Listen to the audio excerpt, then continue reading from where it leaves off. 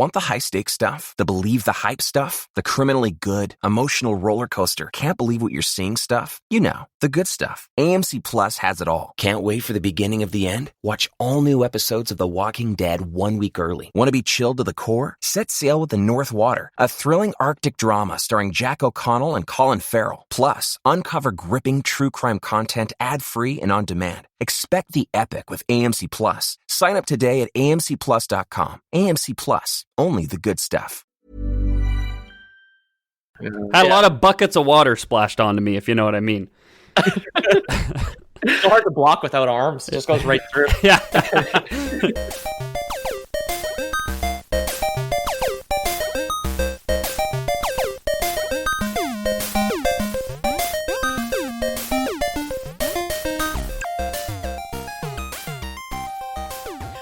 Welcome back to Lore Boys, the internet's #1 podcast. And today's lore moment is about Rocket League. Rocket League? What if soccer, but cars? My name's James Miller, and I am here with... I'm Ethan Palmer. I think if soccer, but cars, there'd be too much exhaust in the stadium for people to watch, unless the people were cars as well, like the Cars universe. I've been... Oh, I'm sorry. Go ahead. No, please. My name is Peter, and if we are indeed covering the Cars universe, I would like to take the week off to finish watching Cars 3: Lightning's Return. Ka-chow, guys. I've been to a monster truck rally, and it was all inside, and it was loud as hell, but we didn't die of exhaust as far as I know. Was it the fumes or the noise that made you dizzy? The noise is like unbearable. Like you need earplugs, and even then, it's very, very loud in a stadium with the monster cars. Yeah, trucks. I gotta say, I mean, there's a lot of I'm gonna call it redneck culture. I'm gonna call monster truck events redneck culture. Don't at me, but there's a lot of things with redneck culture in general, which people would say problematic. I think monster truck events have to be the most pure, wholesome fun that I could think of for anybody. Just watching big cars run over littler cars. Like, what's not to like? And there's like a derby's pretty innocent too. Yeah. Wrestling is hillbilly anime. Like we've all heard that joke, right? At the monster truck rally, there's a halftime show, and instead of in a football show, they have like littler people who are singers. Mm-hmm. Instead of littler people, there was motorcycles, and they were doing like big old jumps and dirt bikes and stuff. Yeah. So they're like the singers of the monster truck universe. Yeah. Motorcycles are the singers of the monster truck universe. Yes. So we're not talking about monster trucks. We're not talking about Rocket League today. That was just the lore moment. We are talking about a man with only hands and feet, but no arms or legs. You guys know who that is? Well, he could use his feet to operate the pedals of a monster truck, I suppose, even without said legs. Yep. Is that safe to assume? Are we talking about the Phantom Limb from Venture Brothers? We could be. Are we talking about Kirby? Kirby has hands and feet, but no legs or arms. Yeah. Oh, are we talking about one of Dustin Hoffman's most famous roles, where Tom Cruise yells at him in a casino? Yeah, we are. So this is Rayman and not Rain Man, and he's really good at some things, but he's not good like that. I guess he's not good at counting toothpicks when they hit the floor.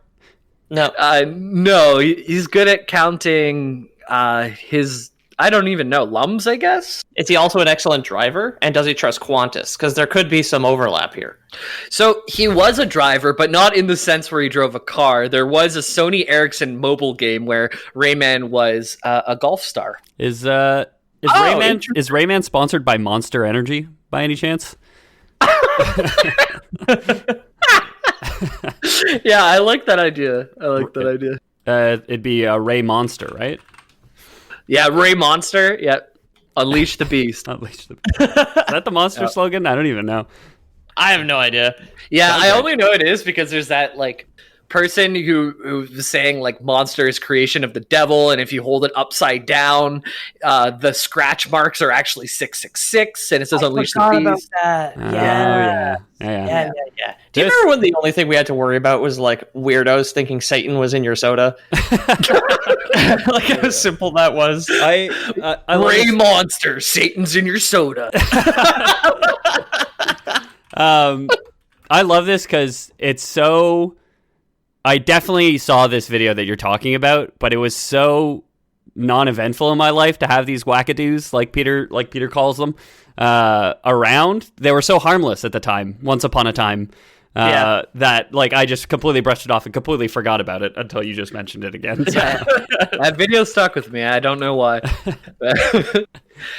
So today we were talking about Rayman.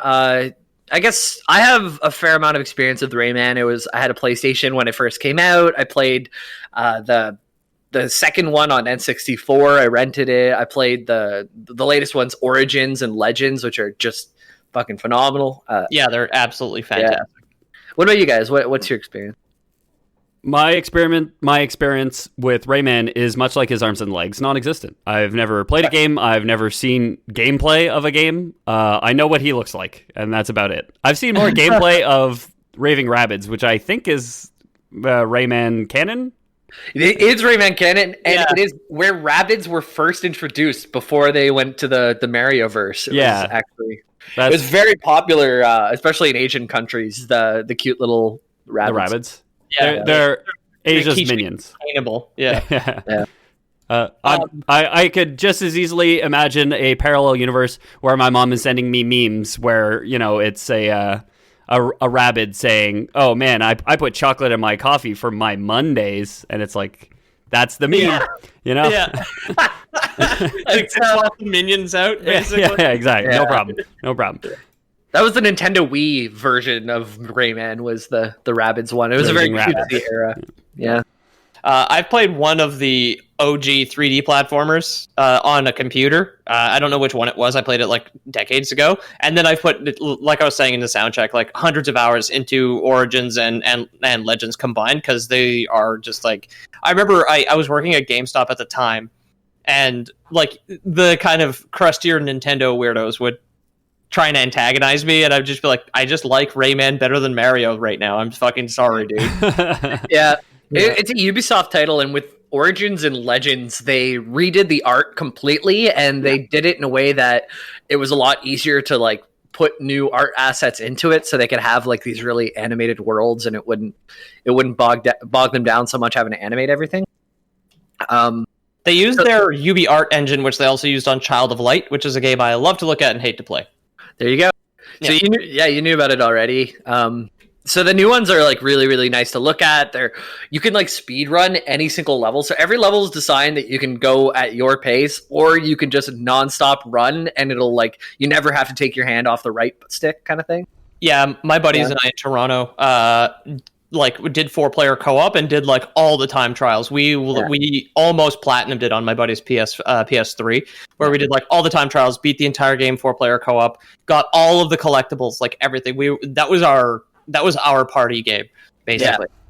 Yeah, they like had it in mind where they want, I don't know if this is sexist, but they want the man to be able to play it and also play it with their girlfriend. I guess it's like video games are usually targeted at men, but yeah, I mean, by our standards, I would say so. Yeah, you could have said person play it with their partner, but yeah, that's not how marketing worked in 2011. Yeah, I guess. Yeah. It was only recently discovered that women played video games, or even just the partners of men played video games in general. When we found that extra piece of the Dead Sea Scrolls recently. Yeah. I thought we discovered that women had thumbs in 2009, so it was never believed that they could hold a controller and operate the joysticks. Well, that's obviously true as well, but it does take a couple years to develop a video game. So if they started development of Rayman Origins prior to discovery of women's thumbs, then obviously they can't just go back and fix it. Yeah, exactly. Yeah, so that's where Rayman is now. The games that are currently out, like if you're a casual gamer, if you want to be like a skilled gamer, you can play both ways in that game. Yeah, the skill ceiling in Origins and Legends is really, really high, but the level of skill needed to beat the game is really low. Yeah. So you can still get like beginning to end, even if you're some sort of thumbless female freak or whatever. I platinumed Rayman Legends on PS4 because I loved it so much. I collected every single collectible in the whole game, and it was an absolute joy. Yeah. Actually, I didn't platinum it because you have to do a certain amount of time trials against your friends, and I didn't have enough friends to beat it. Aw, poor Jamie. But all the single player stuff I did complete. Pete drives by in his convertible with the hood down. And him and his 3 friends have their leather jackets and shades on. They're like, "What up, loser? trying to platinum Rayman? Good luck with that. Without any friends." Peels off into the distance. They wave at me and they through the window. they wave at me. They don't even have elbows or anything. Yeah. I'm a fucking elbowed freak playing a game. But we're gonna start with the humble beginnings of Rayman. It actually, a lot of its success is due to that it came out. The first 2D platformer game came out alongside the release of the PlayStation. It was like originally designed for, I think, like the FamilyCon or something like that. They weren't quite getting where they wanted to. PlayStation came out. They sent an early copy of the PlayStation to these developers at Ubisoft, and they made the first game, which is Rayman, on the PlayStation. And it was one of the only games out there for the PlayStation at the beginning. So that's probably why it is so popular and such a big part of Ubisoft. So successful, yeah. Yeah. It's from France, right? It's also like another French company. Yeah, and it started from France. So for those of you who don't know anything about Rayman, he's like this little guy. He's got a bulbous nose. He's got hair that parts 2 ways or 3 ways, depending on the version of the game. Okay. He has a purple shirt with a ring on it, or an O. But the ring seems to absorb magical powers. The O for Rayman, of course. Yeah. It's his last initial. He's Irish. Oh, Rayman. Yeah, Rayman. Yep. So Rayman was originally designed to be an athletic character with a full body, but because of complications with rendering on game consoles, he didn't have arms or legs and only just like the hands and feet that kind of stay away from his body. Too Chad for the 32 megabits of RAM on the PS1 or whatever. Yeah. They gave him like 36-inch biceps in the original. Oh, yeah. He was just totally jacked, you know? Yeah. Schwarzenegger's melons from Predator, basically. Yeah, exactly. The manual of Rayman Origins retconned the explanation for his limblessness, which is a word I've never used until now. Sure. Okay. The lack of limbs was because there was not enough lums near where he was born. Lums being a small body or magical energy. Yeah, they are stem cells. Yeah. So there wasn't enough magic around for him to get it. Yeah, lum research is actually currently banned under the Glade of Dreams' current conservative government. Yeah, You're not allowed to do that. They tried to legalize it in some states, but like now the federal government got involved. It was this big other thing. Yeah. So a lum, from the wiki, is a small body or shard of magical energy. It's one of the most frequently recurring elements in the Rayman series. Their first confirmed appearance is Rayman 2: The Great Escape, which we'll be talking about later. That's probably the 2D or the 3D version that you played on PC. Back in the day. Yeah. There are many different types of lums, each with their own unique functions determined by their color. So they usually appear as small lights with insect-like wings. They kind of look like fireflies. They look like Navi. Yeah. They look like Navi. Just like Navi. They have little cartoon eyes, at least in the newer ones, and little jaunty little cartoon arms. Navi, of course, of The Legend of Zelda: Ocarina of Time. Yes, the James Cameron film. Mm-hmm. Hey, listen. Yeah. They can also not look like Navis, though, because they can look like way different, too. So it's not really... You can't nail down what they look like all the time. Some have eyes or faces. Some are shaped like rings. Some look like crystals. Some look metallic. Okay. They're just something magic, kind of like a fairy, I guess. And the name Lum is derived from the French word. Can you guys guess which one? Lumiere. That's right. Which means, Ethan? I was gonna guess Blumpkin, but that's French. That might be it. Lumiere means light in French. Right. Yeah.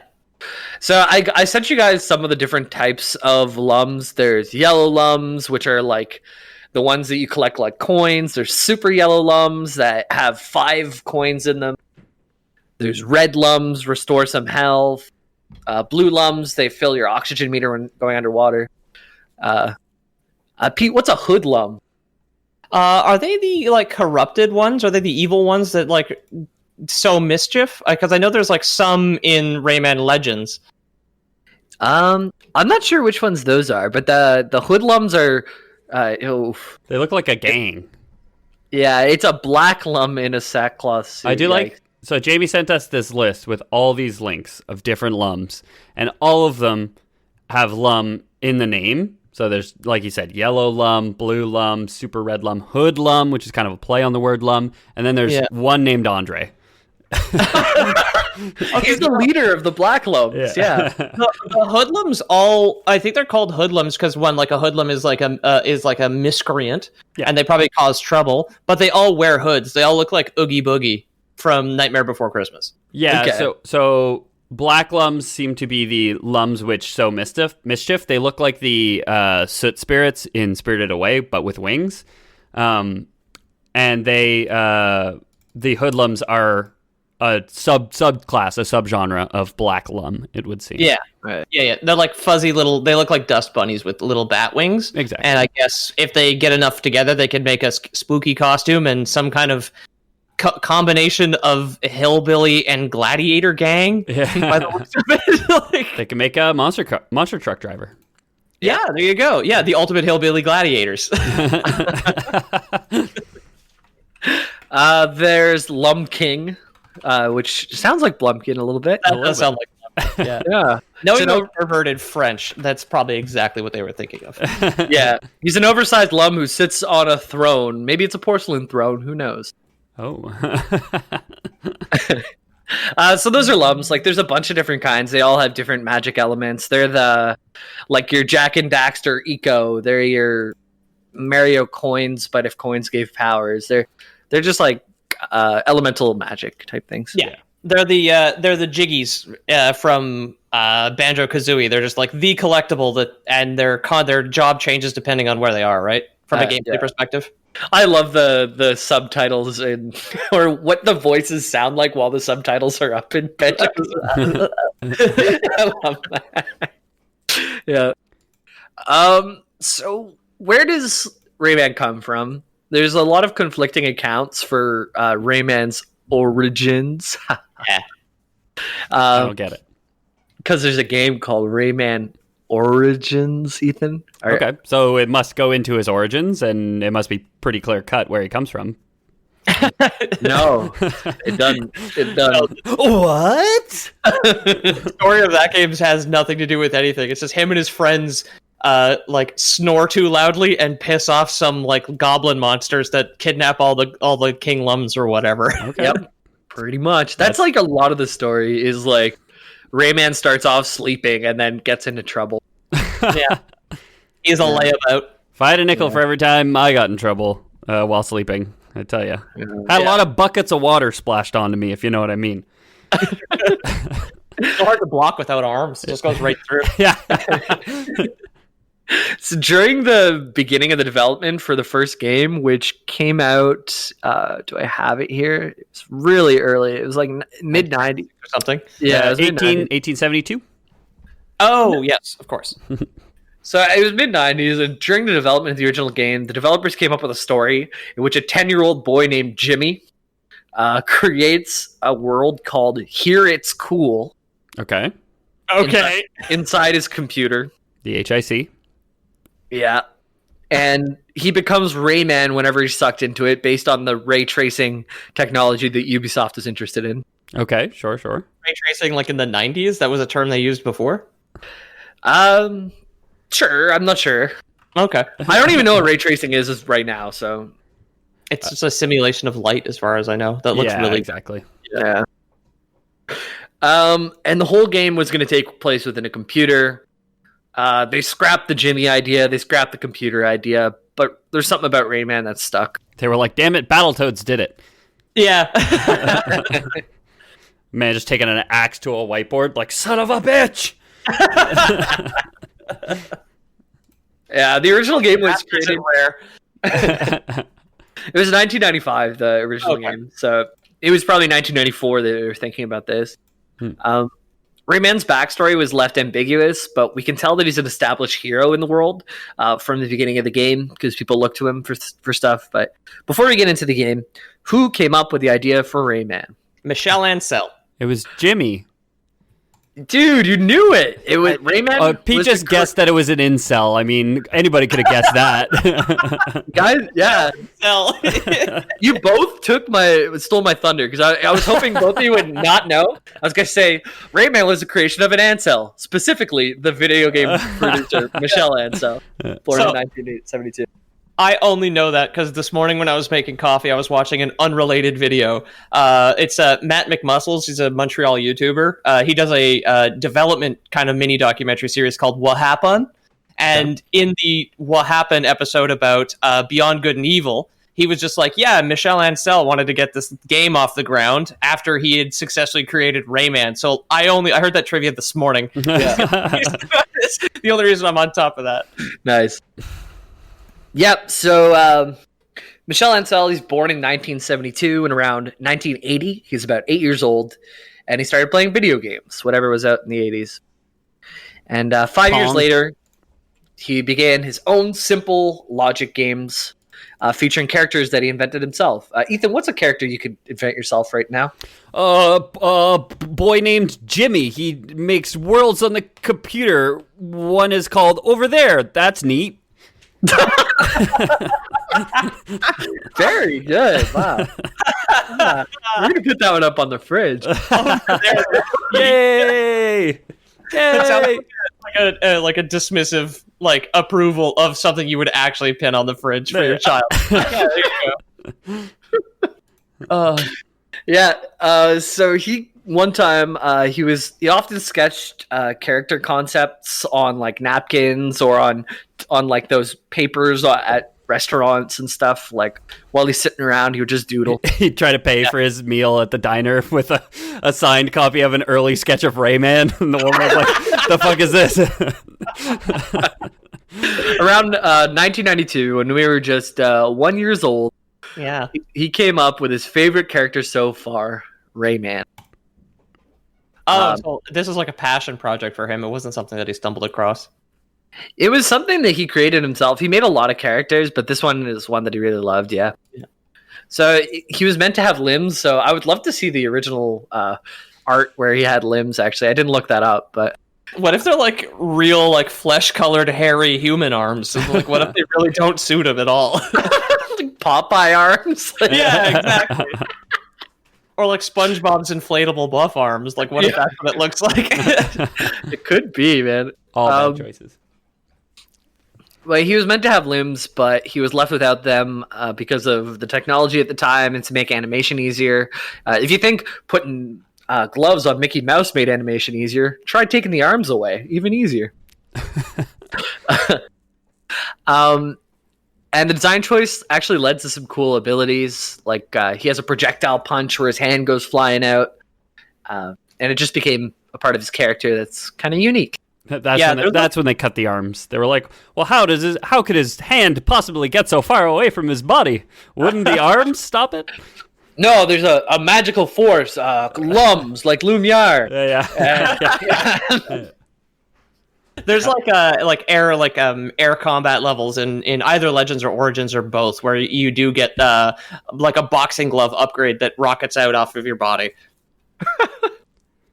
Dude. I found a picture of him with arms, by the way.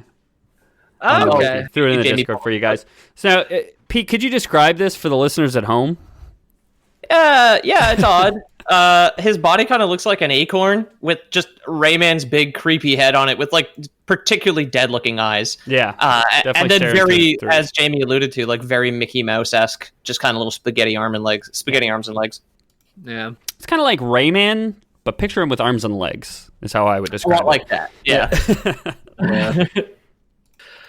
So, this type of guy, he doesn't have parents as far as we know, probably because an Ansel can't imagine what sex would be like.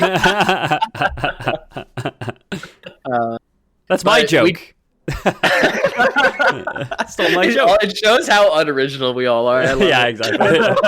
We're just not that funny, I think is what it boils down to. Yeah. Well, we have fun. So we don't know his parents, but we do know the place of origin is he comes from the Sea of Lums. Okay. The Sea of Lums surrounds the Glade of Dreams, which Pete already mentioned is the setting for most of the games. It's the island on which the events of Rayman 2, Rayman 3, and possibly the original Rayman takes place. We don't like the Sea of Lums is not literally a sea of lums, but there's probably magic in the sea, and there's actually a level called 20,000 Lums Under the Sea in Rayman Legends where you have to collect the blue lums to keep breathing and stuff. Yeah. And that's probably where he was born, so he just emerged from the water like a Godzilla. Good for him. I just watched the new one. It's good. The scale in Rayman is just all off, and he's actually 160 feet tall. Yeah. The Lums are regular sized people. Yeah. So the earliest known chronological appearance is on the shore of the Sea of Lums, and this is the opening of the game when you launch like your PlayStation and you get that iconic PlayStation sound for the first time. Yeah, it kind of rolls into this opening cutscene, I guess, while the game loads up, and there's a guy who's like a magician who's telling the story of Rayman, and it cuts to a scene of Rayman laying in a hammock, and he's snoozing, and he's under a palm tree, and somebody comes and tells him that Mr. Dark, who's the bad guy, stole the Great Protoon, which is a red pulsing ball of energy that's barely explained. Okay. Well, yeah. Protoon spelled Toon? Yes. So, presumably it's like a cartoonish proton of some sort. And if you had a singular proton so large that you could see it, it would certainly be so unstable that it would be highly radioactive. So I think it's safe to assume that Dr. Dark was building some sort of WMD, I think is fair to say. What's WMD stand for? Weapon of mass destruction. It's what Saddam Hussein allegedly had in the Middle East. Okay. I never met the guy. Saddam Hussein or Dr. Dark? Same. Wait, I've never seen them in the same room together. They could be the same person. Do you, after you beat the first game, do all the Lums get together and topple a statue of Mr. Dark? So Lums are actually not in the first game. That came in Rayman 2 when they switched to the 3D version of the game. Okay. Okay. But I put the first game... I put a picture of it. It's 2D, but it's like really detailed. So at the time, a lot of the games were migrating to 3D, especially in early PlayStation days. But Rayman made the stylistic choice to stay through 2D and do it like really well, kind of thing. Ansel wasn't that stupid. He knows what he saw Bubsy 3D and what evil that brought upon the earth. Yeah. I mean, it sounds like also they could have been like pretty well along in development, and it's like, do we want to rebuild the entire game, or do we want to just like make it prettier? Which they definitely made the good choice because it is gorgeous. Yeah, and it's really great. That's the game, and where were we? So do you end up finding Dr. Dark in his spider hole, and then... Oh, yeah. Dr. Dark, that's right. So Dr. Dark steals the Great Protoon, which is this red pulsing ball of energy that apparently is responsible for all the balance on the island of the Glade of Dreams. Okay. And Mr. Dark, it's not Dr. Dark, it's Mr. Dark. He's still studying. Yeah. Okay. Yeah. He's post-grad, but hasn't finished PhD yet. It's been like 10 years. Probably won't finish it. Yeah, so when you say restores the balance... this is my Lore Boys canon, that you're talking about political balance, where, the WMDs were in the power of the Western civilizations, where the Western people could be happy and comfortable, and as soon as developing nations got access to them, now it was a problem, right? Yeah. Does Rayman work for the CIA? Yeah. Like some guy just like finds him on the beach and hands him a manila envelope and tells him to go get Dr. Dark or Mr. Dark. Nobody should own Protoons. Well, don't you own Protoons? But if we didn't have Protoons, other people would get Protoons. Don't you understand? One maintains balance. So the West was they become complacent. They've been in peace for so long that they were sleeping underneath palm trees. Yeah. Okay. And Mr. Dark comes along. He looks like a spy versus spy type character with a cloak on. Okay. He's kind of got like a pointy nose, and he's like all like dark colored. I forgot about those guys. I used to fucking love those. Spy versus Spy. Mad Magazine. Yeah. Fantastic. So the Protoons were stolen, which led to the Electoons, to scatter all over the world. And these are the collectibles. They're the like little cages that you see around in the first game with the eyes poking out, and you have to free them. Okay. Same thing in either Origins or Legends. Electoon sounds really familiar to me. Yeah. So maybe Electoons was in one of those. I know in Rayman 2 they made the switch to Lums, and I know Lums is definitely a part of Legends and Origins, but maybe there's Electoons mixed into there. Yeah. Again, a very large proton would shed a lot of electrons. That's what would make it. Well, like Electoons, right? Different physics. Yeah. Yeah. And And the not game is part very- of Rayman's DNA altogether, though. yeah. Irrevocable cancer. That's what happened to his arms and legs. Oh my god. I finally got Crave TV to get HBO to watch that that cancer show. Chernobyl. Yeah. Very good. It's quite good. It's really good, yeah. Very good. So Rayman, he gets woken up from his nap, and Batilla the fairy tells him to go get Mr. Dark, and Batilla the fairy battles Mr. Dark, but becomes unsuccessful. So she asks Rayman to help. Like, I'm a fairy and I can't even beat him. Yeah. So can you? No. You have to rescue the bodacious nymphs of the glade in Rayman Origins. Those are the optional ladies that you rescue. There's various nymphs that give you powers. They'll speak in pig Latin, and they're called the bodacious nymphs of the glade. Like, and they do all have like they'll have like Illa suffix names. They'll have like punny names. Right. I totally missed that. I totally forgot that. Right? Yeah. I remember beating all the levels, but somehow that eludes me. Forgot about the bodacious nymphs, eh? Bodacious nymphs, eh? Yeah. Yeah, I stay away from the nymphs. I'm an Ansel.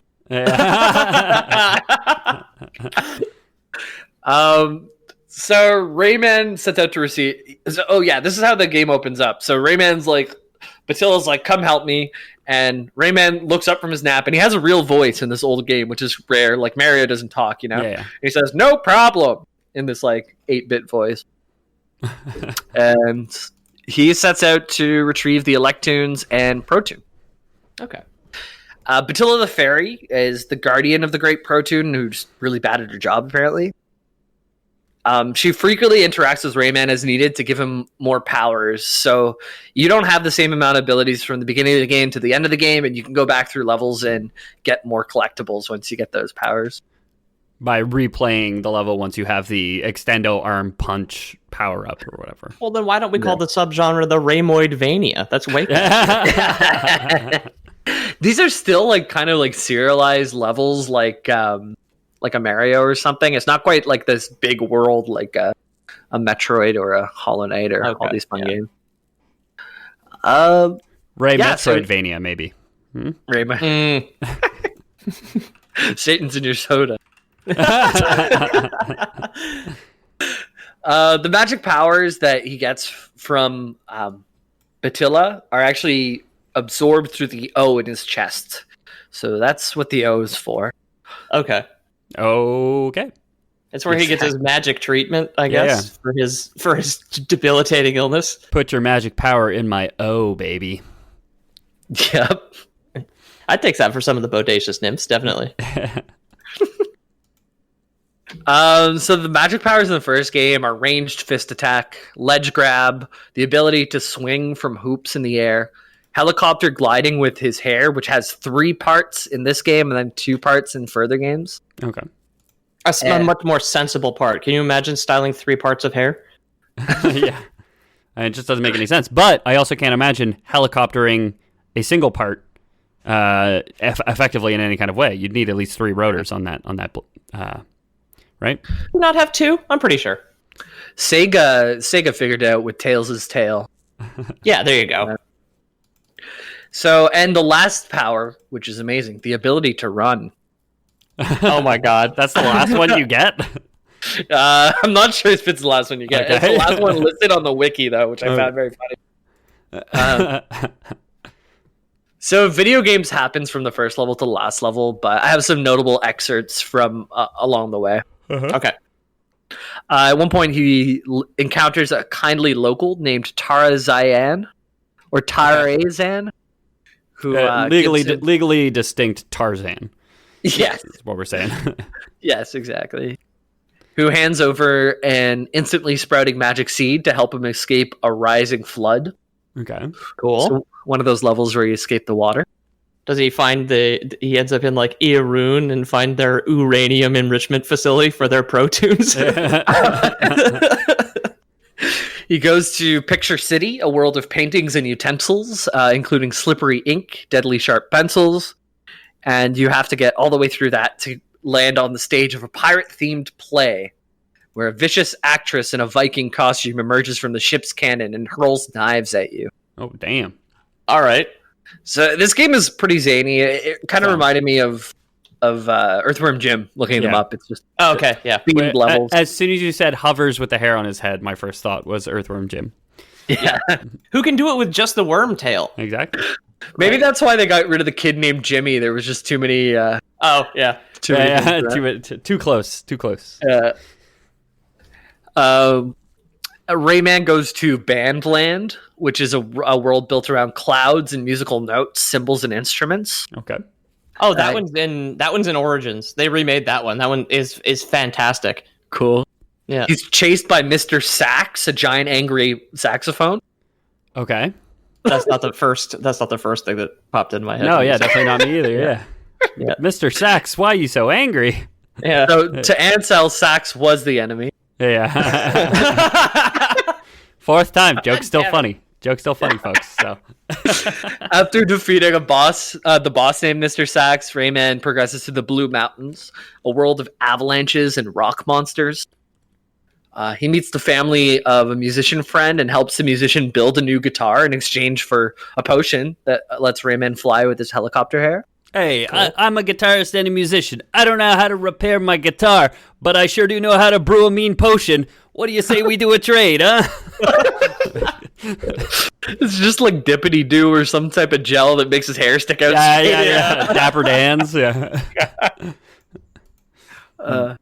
Rayman goes to the chateau. Oh wait, later Rayman encounters the actress again. That was the one hurling knives at him. Okay. In a final act, I guess you could say. Yep. And apparently her name is Space Mama, and this time she's in an astronaut costume. Okay. Yeah, all right. I can accept that at face value. I have no further questions on whatever that meant. That's what Elon Musk calls his girlfriend, probably. Yeah. It calls Grimes. Yeah. Space Mama. And following her defeat, because he beats Space Mama, Rayman learns that Mr. Dark has kidnapped Butilla the fairy and imprisoned her in one of the little spheres attached to his hat. Oh, of all the places to keep her. I never would have checked there. Yeah, on the bad guy. Yeah. So Rayman makes it to the castle, or in France, a chateau, where Mr. Dark traps him with walls of fire and takes away his punch ability. Oh no! Now he can run and hover. Okay, so I looked up Mr. Dark and in the old ones, and he is like a very cool, like little kind of cloaked wizard. Yeah. But he's in Origins and Legends. He's like the villain. He's reused again. Mr. Dark walked across the desert, and Rayman followed. That's like the first line out of the Gunslinger. Yeah, he's a cool looking guy. He's kind of like always shown from the side, where you can kind of just see his face and this cloak covering his body. Yeah. Very mysterious. He's kind of hot. Not gonna lie. I can see the spy versus spy thing that you mentioned as well. He's like all cloak. He's very triangular face too. Yeah, so in the last moment, when you're about to die, when you're running through these walls of fire, all the Electoons that you've collected up until this point, gather up and give you back your fist and ability to punch again. Okay. If you don't collect enough, is it Rayman's canonical death, where he failed to rescue the Electoons? I think they make it so you at least get the minimum amount. Okay. I'm not sure. Yeah. You mean the SNES game doesn't have the adorable Rayman burned to death by a wall of fire if you don't do enough collectibles? It's PlayStation 1, and PlayStation 1 was like the edgy console of the time. Yeah. Yeah. Just think about Final Fantasy VII, huh? Edgy. Frick. Yeah. Oh yeah. So you do collect Electoons. There are these happy little pink things in Origins with like a little tuft of yellow hair. Cool. Yeah. Yep. So at this point, Mr. Dark, probably using the power of the Great Protoon and Batilla that's captured, transforms himself into hybrids of the previous bosses to defeat Rayman. So you have to fight all the bosses up until this point. An Angry Pirate, Mr. Sex, all that stuff. I know what will stop you. Things you've already beaten. And then transforms into them. Yep. And of course, like Ethan's logic, you do defeat the hybrids and you rescue Batilla, recover the Great Protoon, and restore balance to the world. And like any good story, Rayman and all of his friends and former enemies take a vacation together. Oh, hell yeah. Oh, good. This was the setup for Rayman Party on the N64. There's Rayman Racing, there's Rayman Golf, there's Rayman and the Rabbids, I don't know if we got Rayman Party. There is a mini game. Golf, it'd be terrible to give him instructions on his swing, where it's Yeah, just like right? bend your knee, do something different with your arms. lower your hips a bit, and angle them backwards if you had an ass. Yeah. Does Rayman have an ass? Oh, he's got a dump truck. He's just got no legs attached to the bottom of it. Pulling a wagon? Okay. So he's just all butt cheek, like all the way around. Yeah, dude. One large singular butt cheek. Yeah. Like one of those inflatable clowns that can't knock over. Yeah, actually, the you guys rabbit might be surprised to know that if I search Rayman's ass, it doesn't turn up a lot. Rayman Rule 34. Rayman R34. It's gonna be the knob of a dick floating at the end. It's a lot of the other people, Batilla, really, and yeah. So if you just look up Batilla, there's a lot of like really thick drawings of her. Like there's thick drawings on the wiki. I pulled it up too. Yo, they're called the Bodacious Nymphs for a reason in Origins. They're all thick as fuck. Like every single one of them is all thighs all day. She looks good. I guess Ansel would be kind of frustrated in his sexuality and had to take that away. Yeah, so that's Batilla. That's Rayman 1. There's stuff that happens in between, but really it was a 1995 game, so there wasn't a whole lot of lore to it. Yeah. None of them, really. As we've learned, every time you people ask us to do some very basic SNES game, and we're like, yeah, did you get the 13-page game manual? Because that's literally all the lore in existence. Except for this one paragraph retconned in a Nintendo Power that changed all of that to be meaningless. Like, yep. Yeah. Rayman 2 was first released in 1999, so there was a 4-year gap in between, and they made the transition from 2D to 3D. I'm glad they took their time and didn't, just like rush it out to have some Bubsy 3D monstrosity. Yeah. So they actually got it running with all these beautiful textures, and the game looked like super stellar. But they found out that it just wouldn't run on the current hardware at the time.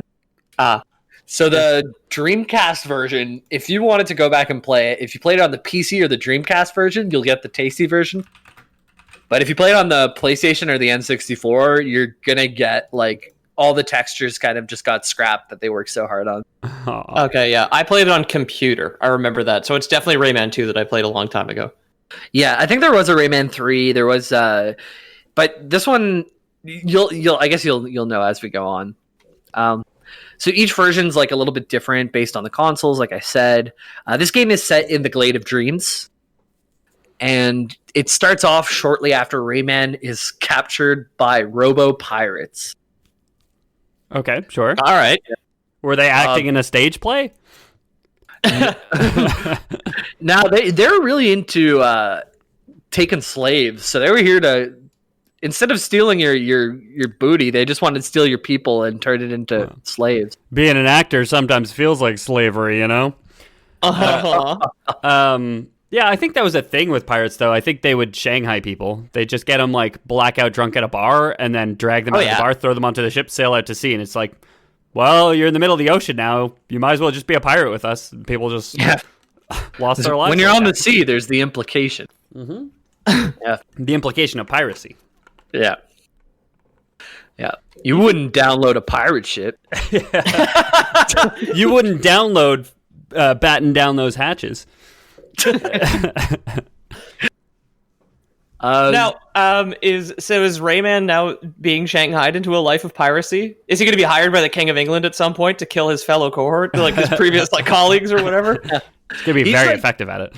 Yeah. He does break out from the pirates. Like, he starts off as a captive, but he breaks away. But the pirates actually, their activity caused the new MacGuffin. It's not the, what did I say, the Protoon before. Now it's the primordial core on the island. Okay. And the activity causes this core to explode and turn, and all of the lums are released across the island instead of the Electoons. Nuclear meltdown. Sounds like. Yeah. This explosion and the radiation, I guess, since you guys said it, Yeah. caused Rayman to lose his powers and start from scratch again. Okay. Oh, well, that's convenient. Just like the Soviet Union starting over at democracy again after Chernobyl. Hey, look at that mushroom shaped cloud, Rayman. I forgot how to run. Just sweating bullets, just like. Oh my god! In the first game, it's just hair attached to eyes, attached to nose. So I didn't look up what he looks like in Rayman 2, but I can kind of picture it. So the pirate activity causes it to explode, makes all the collectibles go across the island, makes Rayman lose his powers. So we're getting a good setup for some video gaming. Yeah. Man-made disaster. Strip the player of his previous powers, and then you're ready to go. That's the setup for every single video game, I would say. Pretty much. Yep. So now you have to collect the lums, and collecting the lums helps you get through gated points in the game, which helps you unlock powers, open new doors for a mostly linear storyline. But Rayman makes new friends along the way, such as Murphy, who looks like a flying frog. He's pretty cool. Okay. Oh, he's in Legends. I've seen him. Yep. There's Glowbox, who kind of look like bipedal frogs. There's a lot of frogs. I guess it's made in France. That's cold. Oh, the dawning realization there.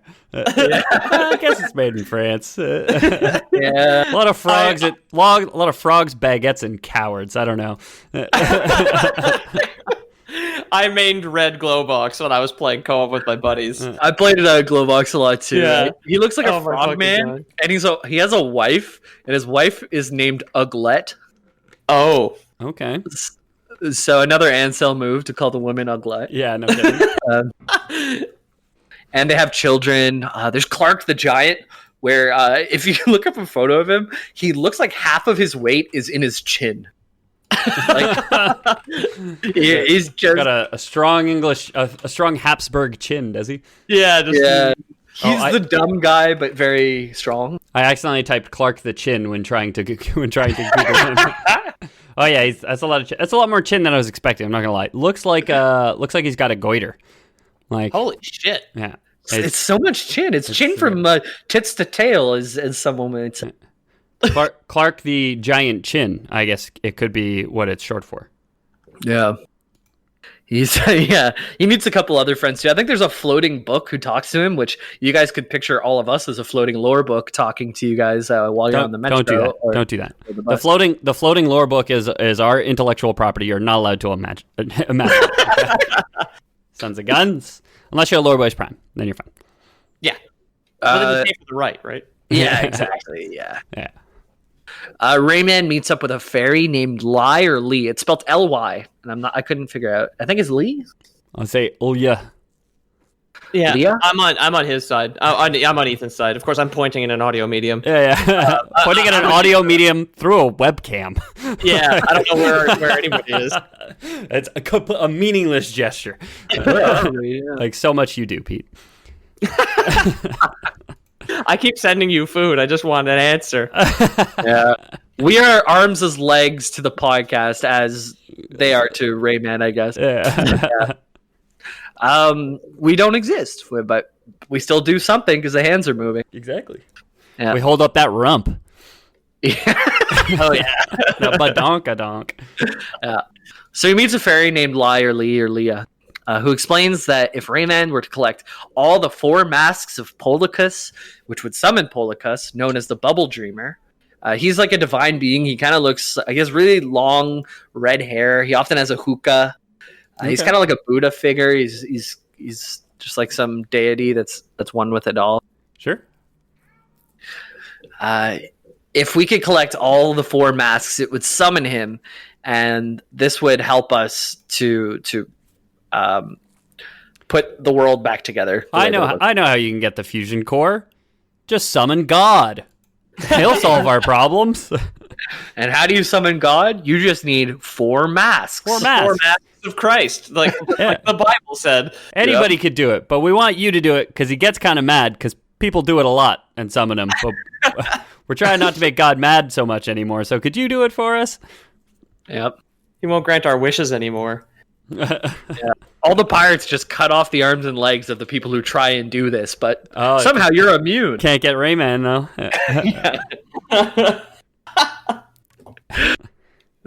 He's probably a fun uncle who does little magic tricks like moving stuff through his arms and legs. So video games, you go and collect 4 masks across 4 worlds, and you put them back together. You fight pirates along the way, and you either see a beautiful world or a drably colored world, depending on what console you're playing on. Oh. Yeah. So once it you makes collect sense. Sorry, it would make sense that you would go see the Dreamer God on the Dreamcast, though. You gotta admit. Yeah, that's true. That's true. He's the guy you're trying to rescue in Rayman Origins. You need to collect all the Electoons and the fairies to like restore his mind because he goes crazy at some point and he's like dreaming weird stuff in his like bubble pipe. Too deep into the hookah. Yeah, exactly. You got to bring him back from his crippling hookah addiction. Can't eat anything unless it tastes like pulverized rockets and tobacco. Yeah. There was Satan in his hookah water. Monster energy that he uses to cool his hookah. Monster energy cooled hookah. Oh yeah. There is no more like iconic teenage white kid in his basement thing that I could ever think of other than a hookah filled with Monster Energy drink. Yeah. It would probably be like a idiot buddies had hookahs because they thought they were so hip and cool. Yeah. Yeah. So you get all the 4 masks and you summon Polycus, and since I don't know if I like the writing here where they say he congratulates Rayman when he's summoned. He doesn't wake up and be like, "Where am I?" He's like, "Congratulations, Rayman, for summoning me." I never congratulated someone after waking up. But. I congratulate my alarm clock every morning. Good job, buddy. You did it. Did it again. We're at 3 days without incident now because I like to hit snooze, you know. So Polycus then takes the mask fragments or whatever that turn into one mask, and he puts it onto a stone column. And the stone column starts rotating slowly and quicker and quicker and quicker and quicker and quicker until it becomes a portal. Cool. And Polycus says that he has no power in the air. He's a deity, but he can't get to the flying pirate ship, so Rayman's going to have to go on his own. You see, I'm a deity, but I was much fitter in my youth. I've grown fat with all the offerings made to me, and I can no longer climb up the sky. So he goes through all this stuff to wake up a god just for him to tell him to do it himself. Yeah. At that point, you should just usurp God if you're clearly more capable than he is, right? Yeah. I mean, take over a flying pirate ship, start raining hell down on him. Like, what's he gonna do? You know he can't get you. So Admiral Razorbeard needs to be defeated, and if you cut the head off the dragon, then you win, kind of thing. I mean, I'm amazed somebody named Razorbeard hasn't cut their own head off.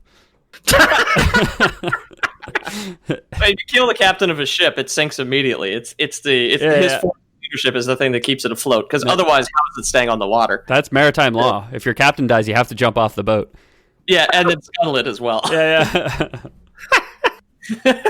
Razor beard sounds like something that something used to shave yourself could have been called, right? Yeah. Like a lawnmower. Oh, there's the razor beard. Yeah. Oh, yeah. It's a beard. It is a beard razor, right? Like that's exactly. verbatim. So Rayman steps through the portal, and his health is increased higher than it ever has been before. So I guess that's the deity part. He gets real buff. Okay, so he has ascended to at least demigod. He's like Hercules now. Yeah, instead of taking 2 punches, you can take 4. So that's cool. God, could you give me arms and legs? No, I don't have that power. All right, back to sleep now. Yeah, take this monster energy and be on your way.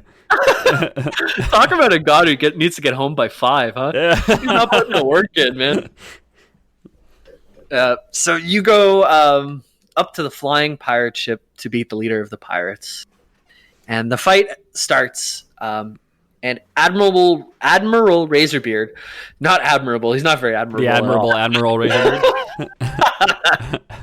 He starts the fight not as a pirate, but he hops into a robot suit called the Grolgoth.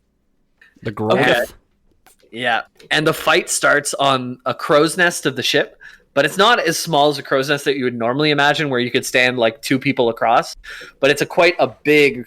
It's a huge arena kind of thing. So it's a very big pirate ship with a very big crow's nest. A fun thing that I just remember for the first time in forever: Microsoft Sam on Windows 98. Mm-hmm. Whenever you would make him say things, if you write crotch, he would say crow's nest. Wow, that is a very obscure Microsoft Windows 98 Easter egg fact for your listeners at home. Let me just boot up Windows 98 and test this one out. Huh? Yeah. I remember me and my stepbrother used to try and make Microsoft Sam say naughty things, and we tried to make him say crotch, and he says crow's nest. And we're like, oh, wow. Wow. He could do all of Rap God, but... Yeah. Yes. So up on Razorbeard's crotch, you are having a fight, and you're fighting a giant robot. And this is the way the fight goes. It has 2 phases. The first phase, Rayman has to dodge the various attacks from the Grolgoth. But whenever there's a helicopter bomb, you have to knock it back, like Ocarina of Time, where you had to knock back certain attacks. Yeah, Ganon's magic missiles or whatever, and you use your mirror shield to deflect them back. Yep. And this continues until the Grolgoth has been hit how many times? 3. 4, probably? 3. Okay. 3, yep. And then after which, Razorbeard attempts to crush Rayman by jumping onto him. But this fails and collapses the crotch, or crow's nest. And this causes both Grolgoth and Rayman to fall into a lava-filled chamber. I guess there's lava in the flying ship. You got to have lava on a boat, just in case. Oh yeah, you never know. Yeah. You never know. You know what if? Actually, if you sprung a leak, it would just seal the leak. According to Minecraft, yeah. You got to be prepared for anything at sea, and there's no way to get lava otherwise. So you need, all your salted meats, your citrus fruits, cans, lava. Grog, obviously. You have to have just make sure it's not bootleg lava. Otherwise, the Navy will be around. Check your stores; they'll be able to tell. In which case, you have to dump it off the boat, make an island, and then just live on the island. Yeah, Bougie Razorbeard needed his slaves and his heated floors on his ship. So you fall into this lava. And that's a good episode title if that's what you're writing down. This continues. So he hits 3 times. He falls into the lava chamber, and Rayman is actually saved from falling directly into the lava by a silver lum, which Lee generated from afar. Okay. And the lum kind of carries you to a safe platform where there's a flying shell that you can jump on.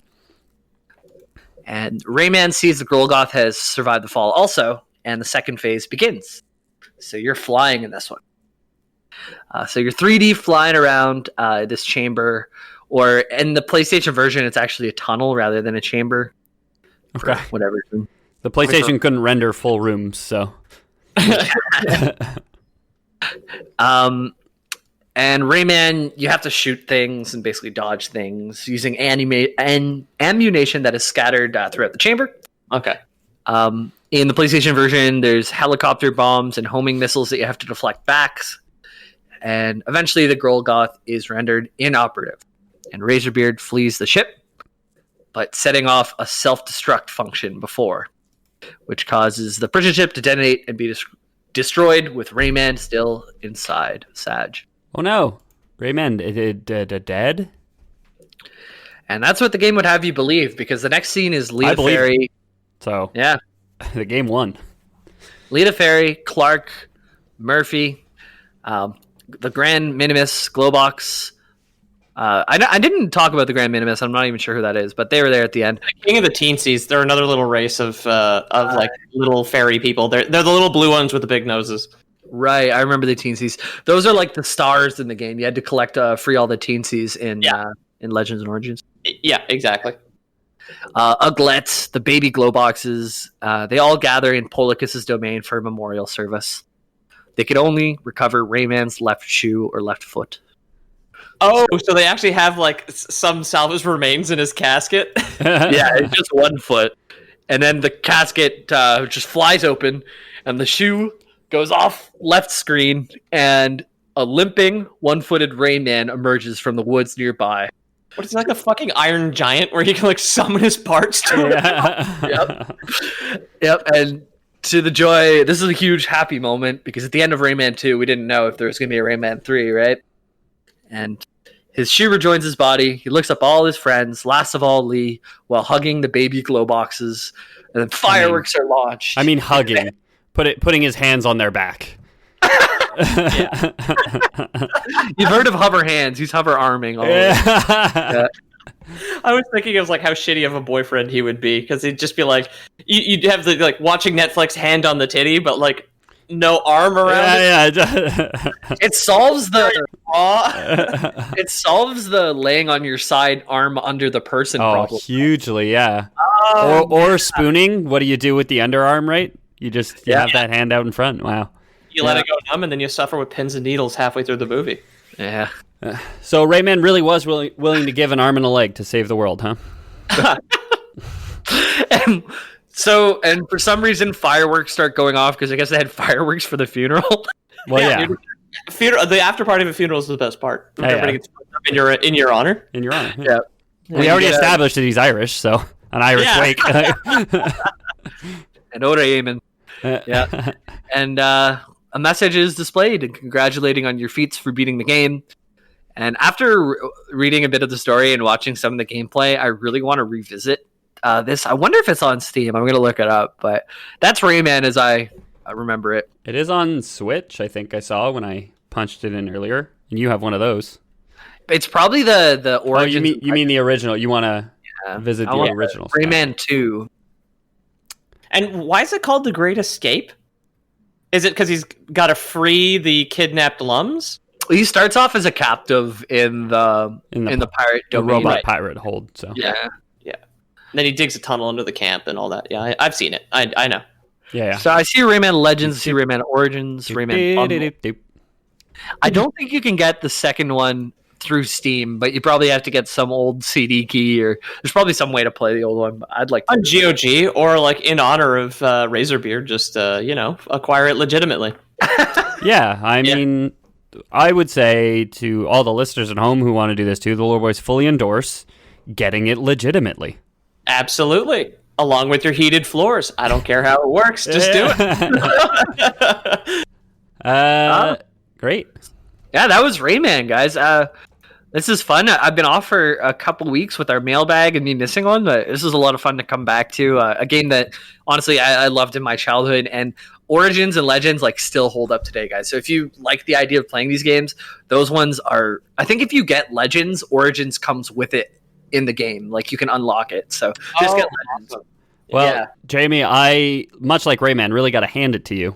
You didn't put your foot in your mouth on this one.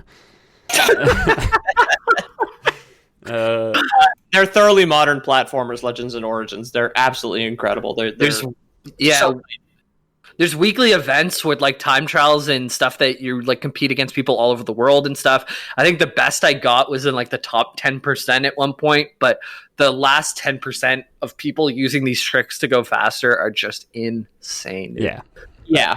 Well, I mean, on the subject of Rain Man, somebody's got way more time and skill. Yeah, but it's super fair. Like, you feel yourself getting better all the time, and it's like a platformer. Like I said, you can go slow at the beginning, and by the end, you can just rush through the whole game. There's music levels, like with Black Betty, where like you're like running, and every time you jump on a platform, it like hits with music. Yeah.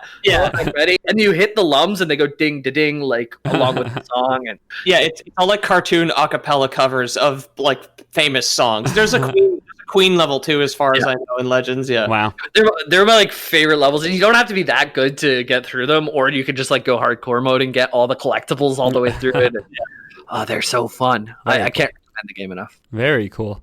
Thanks for that, James. I've been your co-host, Ethan Palmer. You guys can get in touch with us at Discord. Head to loreboys.com/about for all our contact info, including our email, contact@loreboys.com. But we'd love to see more faces in the Discord. We've been getting a ton recently, it feels like. But there's never enough for me. I'm like the opposite of Rayman with arms, whereas he is satisfied with none. I can never get enough. Pete, you got anything you want to say and or shout out? At Loreboys Podcast on Instagram. Check us out and check out my publisher, Squared Idea, for all of your indie comic book needs. Mm-hmm. And James, anything else? No, just come hit us up on the Discord. That's the place to go. Twitch.tv/The Loreboys. I've been streaming a little less regularly this week, but I have been streaming a couple times a week before this. So twitch.tv/The Loreboys.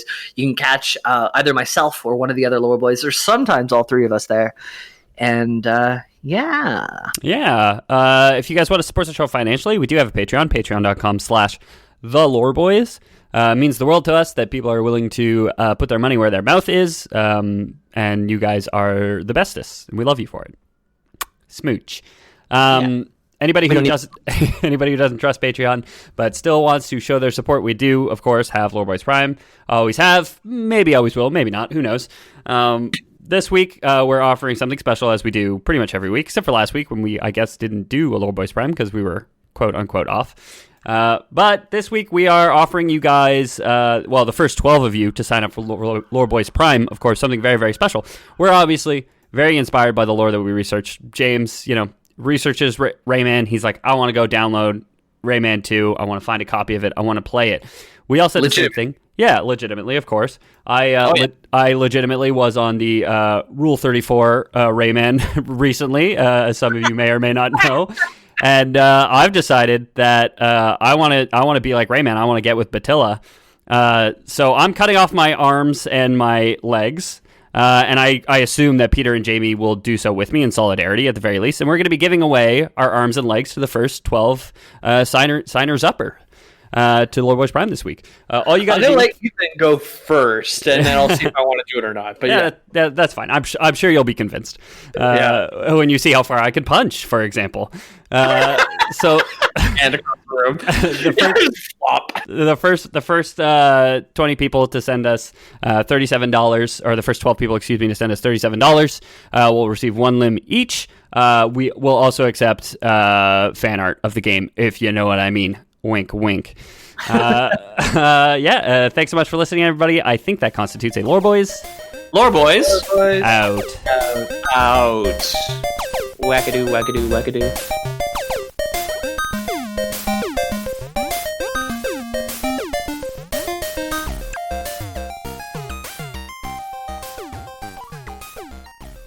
Yeah. My name's Ethan. If I were to get arrested for anything, it'd probably be for being too cute. My name's James, and of course it'd be public masturbation. My name's Peter, and hopefully it'd be some sort of rustling, sheep, cattle, whatever. Money rustling from people's wallets on the street with a gun and a knife. Yeah, exactly. That's what I call it, money wrestling. I call it liquor rustling when I'm, boiling it out in the woods. Like that meth dude who's just meth wrestle out in the backyard and had a heart attack or broke his spine. Yeah. Stole a tank, dude, to show the fucking town hall. Yeah. I declare this land. Yeah. He wanted the mineral rights to his backyard, okay? One of those like free citizens, just like, I can speed here because I don't identify as a citizen of this country. It's like some fucking hippie wackos down in the States. It's mostly meth driven, but close enough. Yeah. Acast powers the world's best podcasts. Here's an episode we recommend. History This Week, September 11th, 2001. Captain Richard Thornton is piloting his ferry boat across New York Harbor when he sees 2 planes hit the World Trade Center. And that's when we pulled a 180-degree turn and we just headed south to the World Trade Center area. Soon, countless other ferries, tugboats, and pleasure crafts join him. All available boats. This is the United States Coast Guard. Anyone want to help with the evacuation of Lower Manhattan? Report to Governor's Island. Find out how this heroic, impromptu rescue mission came together and how Captain Thornton sees it 20 years later on History This Week, available wherever you get your podcasts. Acast recommends.